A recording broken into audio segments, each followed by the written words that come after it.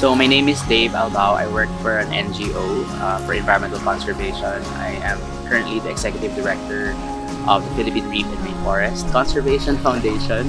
It's a long name, but it's a very respected organization in Negros. It is the NGO behind the beautiful Danhugan Island. And I've also had opportunities like fellowship on environmental sustainability in the US. I graduated with a diploma for sustainable business with the Swedish Institute Management Program. I am very fortunate that there's a support group that allowed me to be the leader that I am right now. Even if I started young, we all believe that it's never too young to lead, and I'm happy that I found a place where I belong and I can be myself and do the things that I love. So the Danhugan Island for me is that. It's not just a wildlife sanctuary that everyone loves because of its wild nature, but also it is a sanctuary for people like me, people like everyone, whatever color or shape or belief that you have. Nature welcomes you. Nature, you're part of nature, so nature will not reject you. And I think that is one of the best things of what I do or where I am working right now. Wow, that was an easy. So, how do you identify yourself?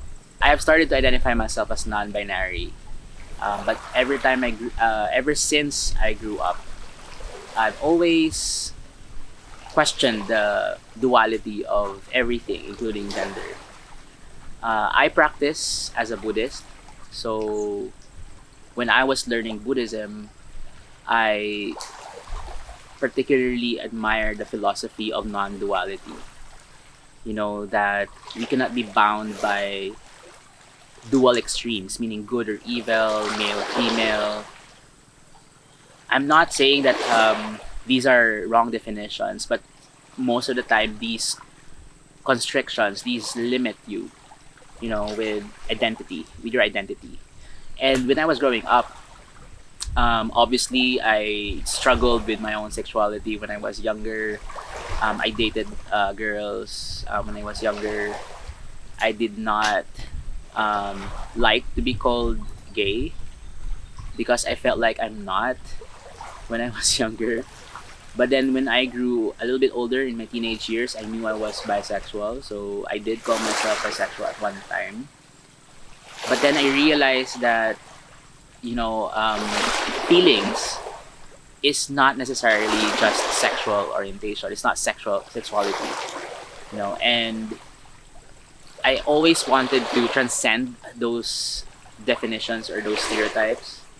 And I was so glad when I started to learn about being non-binary and what it means.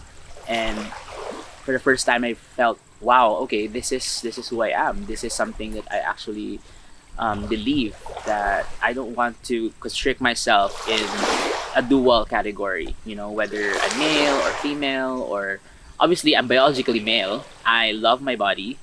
I am not trans, but my gender identity is something that I consider as non-binary. So as a non-binary, I prefer the pronouns they, them, and their. But many people, of course, get confused because it's plural. It sounds plural. Like, why are you using they? There's only two pronouns, he or she. And I find that as an opportunity to educate others. That many people like me are not comfortable with a dual definition of gender. To me, it's also a bit of a statement to make people understand that it's not just two identities, but it's a spectrum of identities. I also love the fact that when people refer to me or use the pronoun they, it sounds selfless, meaning you're not just talking about the self, but the combination of your identity. Everyone, everything that people think of you, people project on you, people's expectations of you. I love it when it's referred to as they or them, because it removes this, singular concept of a self.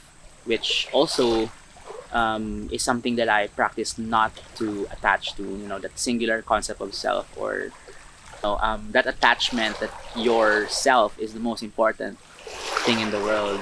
I like it when that gets diluted by a pronoun when people refer to me. Why do you think it's important to not mislabel someone sexual? Mm-mm. Personally, if somebody mislabels me, which happens a lot, it's fine. I feel like people have to be ready to accept the spectrum of identity and sexual orientation. Um, but I hope that people understand that we have real lives. This is not just a fad. We do have experiences. We know who we are, and I just hope that people accept that more. But if they don't, then personally, I feel like I don't need to push my own agenda to others, and that's also a way for me to like limit the people that I build relationships with. I cannot build a sincere relationship if I'm not open about who I really am.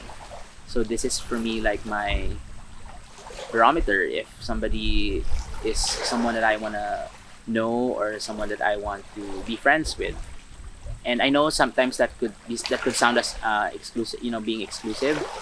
But our identities uh, have been prosecuted for a long time, and we most of us grow up with many trauma from our childhood because of this misalignment with what society dictates us to be.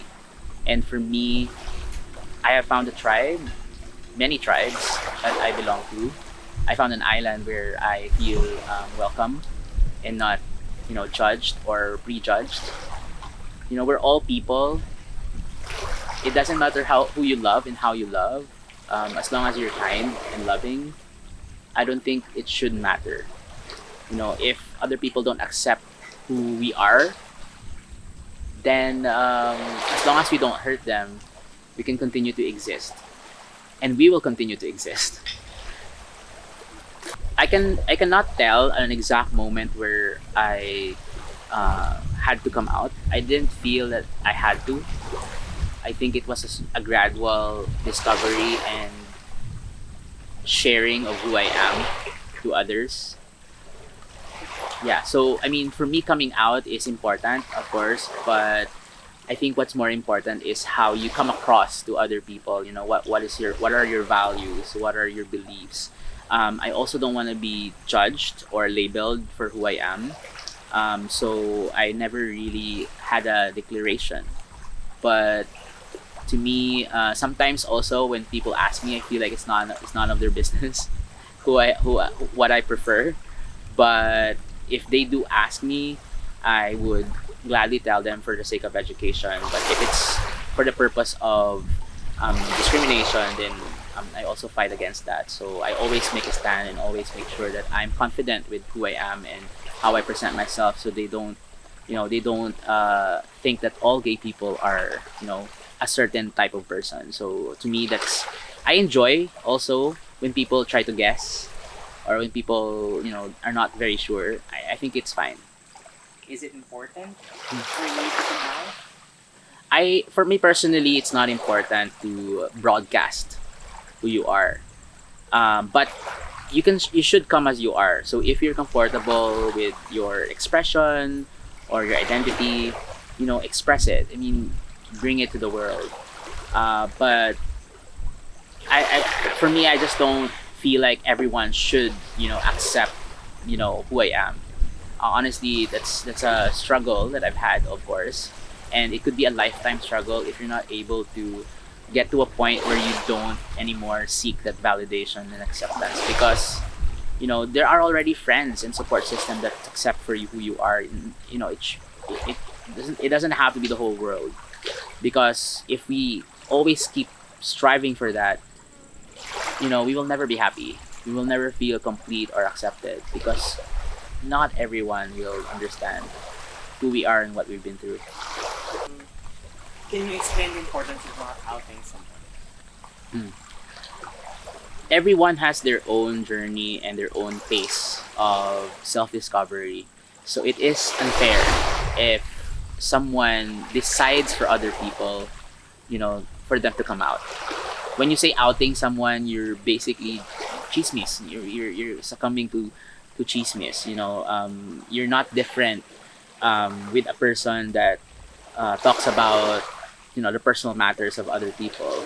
So outing someone for me is unethical, and we shouldn't be doing that in our community. And if somebody, if you know somebody who's struggling with sexuality, the best way to support them is to just listen without judgment and not talk about this with other people, because they are struggling already, and sometimes it could lead to more difficult situations if you out them. They will never be free even if you out them. In fact, they will even have maybe a worse time. What can you say to people who still discriminate us and think that we are less than them? I do not care about what they say. That's my strategy. I know sometimes you have to listen for constructive feedback, but if it's discriminating, I make it a point that I don't need to deal with that person or with that group of people. Don't I don't need to push myself to a community that doesn't understand who I am. I have encountered a lot of discrimination, especially at my workplace. Of course, everyone has to be macho. When you go into a certain meeting or certain meetings with certain people, you need to show that you are, like within the bounds of society, that you're respectable. So I play that strategy. I do. I'm natural. I don't need to pretend, but I become a chameleon. When it comes to other communities, because but of course, I do sense discrimination. The back of your ears, you can hear them talking. Is he straight? Is he gay? Is he, and then they talk about your own personal life.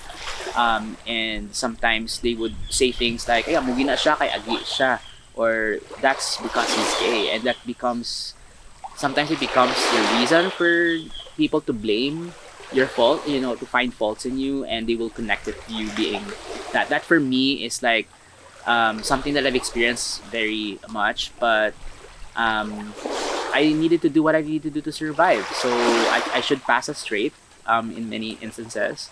As long as I don't talk about my preferences, I can keep, my image like that. But people do ask me, so are you not being yourself when you're like that? And to me, no. That's a strategy. When I'm with my community, that I am I am myself, because I'm very uninhibited. But in certain situations, and I think this is one thing that I want to share with younger LGBTQ plus or allies. uh, there are many times that you seek the validation, the acceptance, of other people, and this will lead to a life of always wanting, of always struggling, always trying to prove yourself. But if you stop caring about that, I know it's easier said than done. And maybe I'm saying this now because I'm at that point where I don't really care about what other people say about me, especially when it comes to like my own preferences. So yeah, what I suggest and what I recommend to other young people is do your best in whatever you do. Choose something that you love doing and shine through what you want to do. And your sexuality will be in the background. It shouldn't be the main thing that people know about you. And it will not be easy to get to that point where you find your passion and your identity other than your sexuality. But once it does, then you will know what I mean. That you're transcending that even the image of society about gay people or LGBT people. Always break the stereotype. Show them and shine that you can be different, but you can be great. You can be a good person. You can be a kind person. You could be a generous person. You can be a loving person. Um, do you think we have reached this zenith of our rights as LGBT?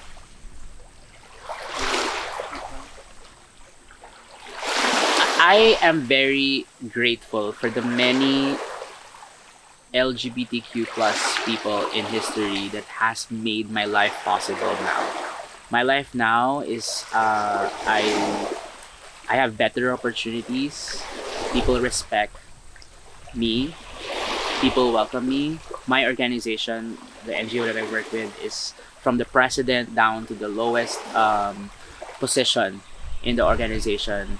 Um, are very open and inclusive, and I think I'm very fortunate. But I will never be here without the people who sometimes have died fighting for their rights. So I'm very grateful for those, you know, people who have passed before us. You know, even from the 80s of going through a lot of issues and challenges with the LGBT community.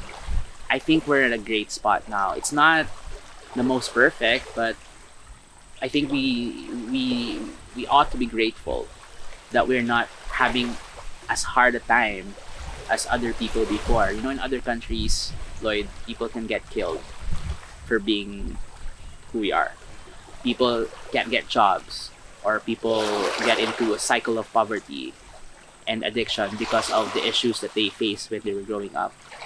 I'm not saying that my life is rosy. I mean, there's always challenges, but I feel like I have been given opportunities to be able to identify my path, but at the same time contribute to the world where I can. So what's your message? Okay. When you are alone and reflecting on your own person, in your own life, you will know that you're different when you're different. You will know that you don't fit in a mold and you don't belong. So when that happens to any one of your listeners, Lloyd, or any one of you listening right now, having that feeling can sometimes become negative, or depressing, because sometimes you have to hide your true self because you're not, you don't belong. So what worked for me and what I will share with others to do is to find your tribe. Sometimes we have to choose the people that we take this journey with. Find the people that will love you no matter what. There will always be people who will know your experience. So open up and share. And like what I did, if people don't accept your journey, there is no point for them to be in your life. And I know it's not easy for everyone. I make it sound easy, but I did a lot as well to do that. I had to leave home. I needed to leave my hometown. Parang the cliche that you need to go elsewhere to find yourself. But then I realized after my homecoming is working here in Negros, and what I realized is that there are communities that will accept you. There are families that you can choose. You have your biological family, but you can also have your chosen family. I'm not saying that I don't love, one more than the other, but what I'm saying is, as my message is that you find where you belong. It will not be quick, but once you find that community, love the community as much as you can, because that will support you forever. And you're not alone.